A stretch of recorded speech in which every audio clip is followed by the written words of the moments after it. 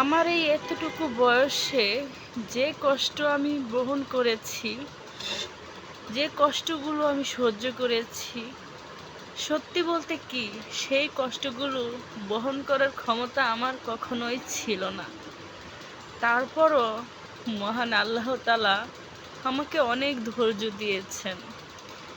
আমার কষ্টগুলো আমি কারোর সাথে বলতে পারিনি। আমি মন থেকে ঠিক মতন হাসতে পারিনি। আমি যেই হাসিটা হাসি সবার সামনে, সত্যি বলতে কি জানেন, আমার সেই হাসির ভিতরে হাজারো কষ্ট লুকিয়ে আছে, হাজারো বেদনা, হাজারো যন্ত্রণা লুকিয়ে আছে। সেই কষ্টগুলো আমি কাউকে বোঝাতে পারি না। আমার কষ্টগুলো একমাত্র আমি ছাড়া কেউ বুঝতে চায়ও না।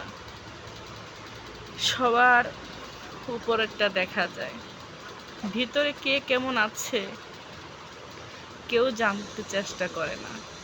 সেটা শুধু যে ভোগে সেই জানে।